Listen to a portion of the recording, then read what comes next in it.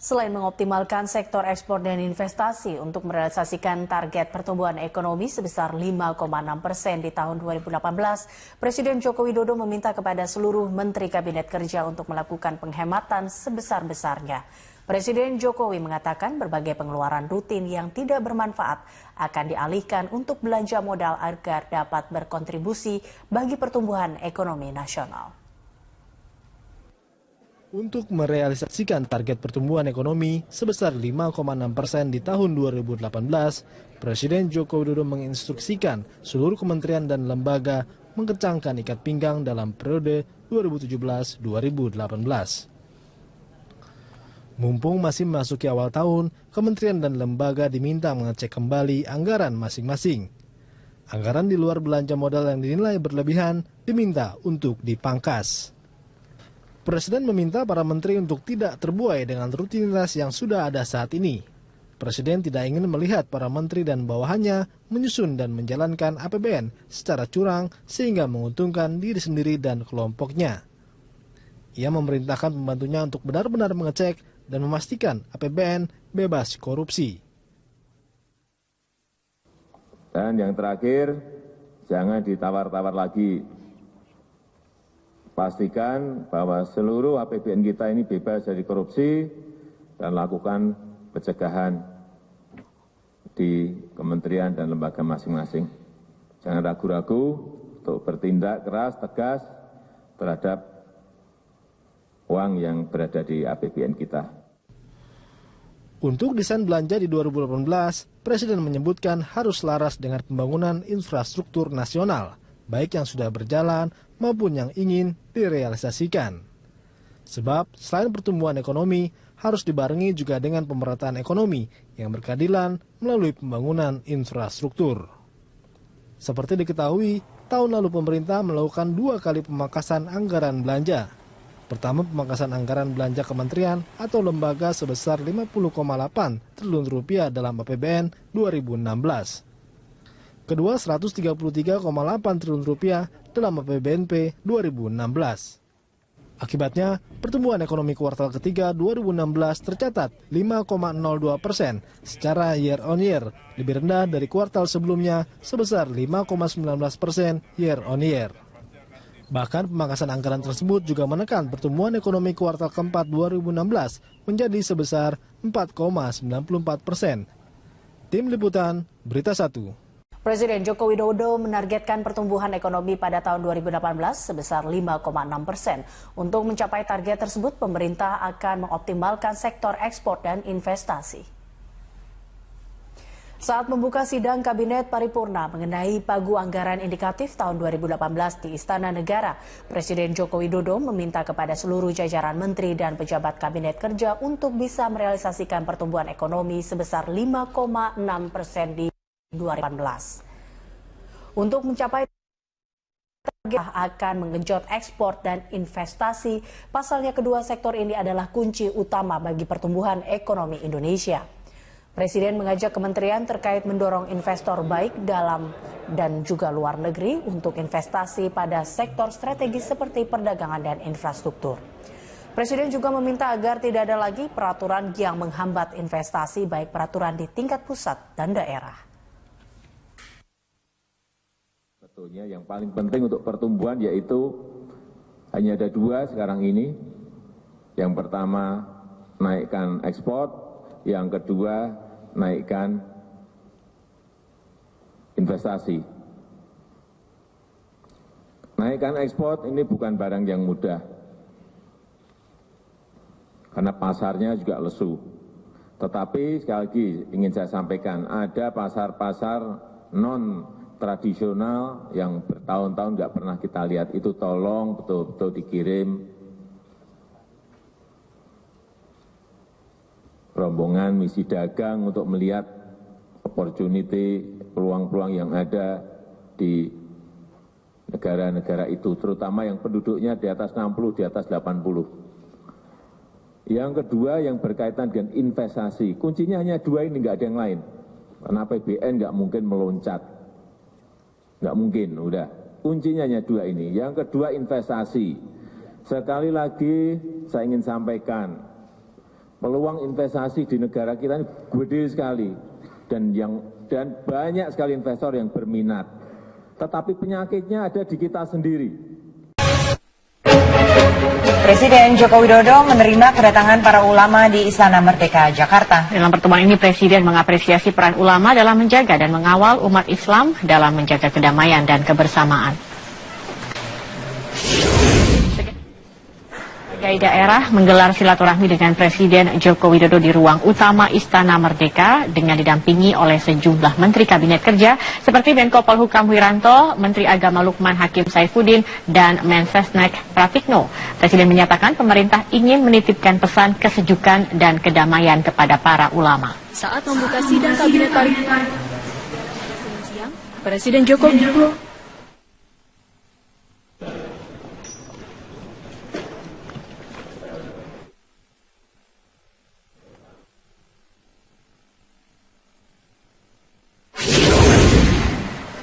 Pemirsa, Presiden Joko Widodo kembali mengingatkan kementerian dan juga lembaga negara untuk menghapus semua belanja anggaran dan regulasi yang tidak perlu. Pemerintah juga menegaskan akan menggenjot peningkatan ekspor dan investasi agar target pertumbuhan ekonomi 5,6% di tahun 2018 dapat tercapai.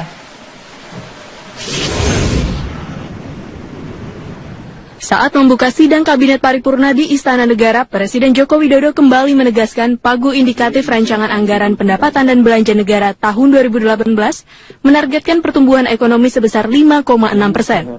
Karenanya, Presiden meminta kementerian dan lembaga menghemat anggaran dan mengurangi belanja yang tidak perlu agar tidak memberatkan anggaran tahun 2018. Pemborosan anggaran yang dimaksud diantaranya adalah biaya perjalanan dinas, belanja pegawai yang berlebihan, dan pembelian yang tidak perlu. Kita ingin agar 2017-2018 itu dilakukan penghematan besar-besaran di seluruh kementerian dan lembaga. Rutinitas yang sudah bertahun-tahun terjadi, itu tolong lagi cek kembali. Saya kira banyak sekali biaya-biaya yang bisa dipotong, banyak sekali biaya-biaya yang bisa dihemat, dan itu bisa dilarikan kepada belanja modal. Tahun 2018 akan menjadi ajang pembuktian program Nawacita Jokowi JK dan perwujudan target pemerataan ekonomi yang berkeadilan. Untuk mencapai target pertumbuhan ekonomi 5,6%, Presiden juga menekankan peningkatan ekspor dan investasi sebagai cara yang paling realistis. Termasuk diantaranya dengan mencari pasar ekspor baru dan menghapus regulasi yang memberatkan para investor. Dari Jakarta, Eko Frima Andani, Syahdam Arahman, Metro TV. Sidang ke-17 kasus penodaan agama mengagendakan pemeriksaan terdakwa Basuki Cahayapurnama. Menurut tim pembela hukum, pemutaran video dari JPU justru akan meringankan Ahok karena terlihat jelas tidak ada niat Ahok untuk menistakan agama. Tim pengacara mengaku sudah mengadakan simulasi dengan Ahok sebagai persiapan sebelum sidang ke-17 yang digelar Pengadilan Negeri Jakarta Utara. Terdakwa harus dapat menjawab pertanyaan dari jaksa penuntut umum untuk menunjukkan kebenaran material bahwa tidak ada kesengajaan dan niat untuk melakukan penodaan agama. Sebagai pendukung akan ada pemutaran video, ada 3 video yang diputar dari pihak terdakwa, yaitu video dengan durasi penuh Basuki saat berbicara di Kepulauan Seribu, potongan video Basuki di Kepulauan Seribu yang diunggah oleh Buniani, dan video pernyataan almarhum Gus Dur saat Ahok maju di Pilkada Bangka Belitung 2007. Kuasa hukum Ahok, Sira Prayuna, menilai pemutaran video dari JPU justru akan meringankan Ahok karena dalam video tergambar jelas tidak ada niat Ahok untuk menistakan agama. Kuasa hukum mengklaim alat bukti video tersebut akan semakin memperkuat sejumlah keterangan saksi dan ahli yang telah dihadirkan. Ya, untuk memberikan satu gambaran terhadap cara pandang apakah betul telah makna dari surat Al-Maidah itu seperti dimaknai dalam tuduhan jaksa itu gitu loh. Apakah dibolehkan memilih pemimpin yang tidak seiman gitu loh. Kalau itu memberikan satu gambaran saja saya kira. Sidang ke-17 kasus dugaan penodaan agama dengan terdakwa Basuki Cahayapurnama, agenda sidang yang mendengarkan keterangan terdakwa dan pemeriksaan alat bukti hingga kini masih berlangsung. Informasi selengkapnya kami telah bergabung bersama rekan kami Eva Wondo langsung dari Gedung Kementerian Pertanian Jakarta. Eva, seperti apa jalannya persidangan hingga saat ini? Zakia, hingga petang hari ini, sidang ke-17 kasus hukum Basuki Cahayapurnama masih berlangsung di Gedung Kementerian Pertanian Jakarta Selatan. Sejak pagi hingga petang hari ini, sidang digelar masih pemeriksaan alat bukti, baik yang dihadirkan oleh Jaksa Penuntut Umum maupun oleh kuasa hukum Basuki Cahayapurnama. Beberapa alat bukti yang dihadirkan oleh Jaksa Penuntut Umum, diantaranya yaitu video pidato Ahok di Kepulauan Seribu pada tanggal 27 September tahun lalu, baik yang berdurasi utuh atau penuh maupun cuplikan video Ahok. Kemudian ada pula video wawancara Ahok dengan wartawan di Balai Kota DKI Jakarta pasca kunjungan Ahok ke Kepulauan Seribu. Kemudian ada pula video konferensi pers Ahok di DPP Partai Nasdem. Kemudian ada pula buku elektronik Ahok yang berjudul Merubah Indonesia. Sementara itu, alat bukti yang dihadirkan oleh kuasa hukum Basuki Cahayapurnama diantaranya adalah video pidato Ahok di Kepulauan Seribu yang berdurasi penuh. Kemudian ada pula pidato Gus Dur pada saat kampanye Ahok dalam Pilgub Bangka Belitung di tahun 2007 lalu. Kemudian video ceramah Rizik Syihab yang menyudutkan Basuki Cahayapurnama. Kemudian ada pula video dari ahli pidana dan juga tokoh agama terkait dengan pidato Basuki Cahayapurnama. Kemudian ada pula beberapa alat bukti lain yang rencananya akan dihadirkan lagi oleh kuasa hukum Basuki Cahayapurnama. Hingga petang hari ini sudah 29 alat bukti yang dihadirkan oleh kuasa hukum Basuki Cahayapurnama. Dari total rencananya adalah 109 alat bukti yang akan dihadirkan oleh kuasa hukum Ahok, baik itu berbentuk rekaman maupun print out, berupa data maupun pemberitaan terkait dengan kasus hukum Basuki Cahayapurnama. Rencananya setelah pemeriksaan alat bukti ini akan dilanjutkan dengan pemeriksaan terdakwa atau mendengarkan keterangan terdakwa Basuki Cahayapurnama hari ini dalam sidang ke-17 kasus hukum Ahok. Zakia. Eva, kemudian agenda sidang agama dengan terdakwa Basuki Cahayapurnama atau Ahok memasuki sidang yang ke-17. Ya, kali ini tidak ada lagi pemeriksaan saksi maupun ahli karena agenda sidang telah memasuki pemeriksaan terdakwa dan juga alat bukti.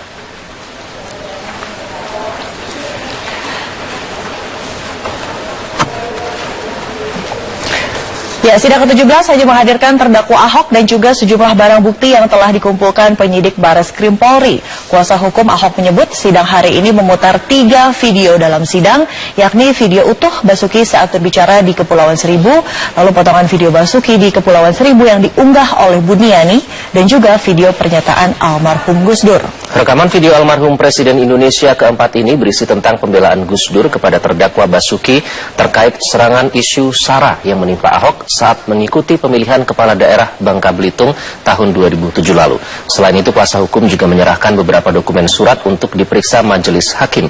Dan agenda sidang hari ini dimulai dengan mendengarkan pemutaran video barang bukti, lalu mendengarkan keterangan terdakwa terkait barang bukti, dan terakhir keputusan mengenai jadwal sidang lanjutan.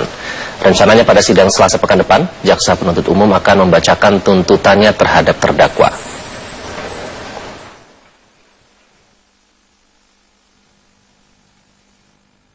Rekan kami Marvin Sulistyo sudah siap dengan informasi lengkap terkait sidang ke-17 Basuki Cahayapurnama. Silahkan. Ya, baik Widya dan juga Iqbal, kita langsung bergabung bersama rekan kita, ada Bram Herlambang langsung dari tempat lokasi sidang. Bram, selamat siang, bisa Anda jelaskan hingga saat ini poin apa yang didalami penuntut umum selama pemeriksaan terdakwa? Ya, Marvin, pada sesi pertama sidang ke-17 dugaan penodaan agama yang dilakukan oleh Basuki Cahayapurnama ini hanya terkait dengan adanya pemutaran video, sejumlah video yang ini terkait dengan pernyataan Basuki Cahayapurnama terkait adanya surat Al-Maidah ayat 51 di Kepulauan Seribu pada September 2016 lalu. Dan adanya pemutaran video ini berasal dari pihak Jaksa Penuntut Umum, dan video-video yang diputar ini adalah terkait dengan adanya pernyataan surat Al-Maidah ayat 51 yang dilontarkan oleh Basuki Cahayapurnama pada Kepulauan Seribu di September 2016 lalu, dan juga adanya tanya jawab antara wartawan dengan Basuki Cahayapurnama untuk pertama kalinya yang menanyakan terkait dengan adanya dugaan penodaan agama. Dan keseluruhan dari video-video yang diputar pada sesi pertama tadi ini diakui sebagai ataupun berasal dari adanya pelapor ataupun saksi yang telah menjalani masa penyidikan dan juga penyidikan pada saat dilakukan oleh polisi beberapa saat yang lalu dan dihadirkan pada sidang ke-17 kali ini, dan nantinya akan dikonfirmasi kepada pihak Basuki Cahayapurnama dan dicocokkan dengan keterangan yang nantinya akan digali oleh jaksa penuntut umum ataupun majelis hakim kepada terdakwa. Dan dijadwalkan nanti juga dari pihak kuasa hukum akan memberikan sejumlah alat bukti seperti sejumlah video dan juga nantinya ada video Gus Dur terkait dengan pernyataan almarhum Gus Dur terkait makna dari surat Al-Maidah ayat 51 ini. Marvin. Ya, Bram, dari 3 alat bukti yang dihadirkan kuasa hukum, bagaimana tanggapan dari penuntut umum? Ya, hingga saat ini memang belum dilakukan penunjukan alat bukti yang dibawa oleh kuasa hukum karena hingga saat ini sidang masih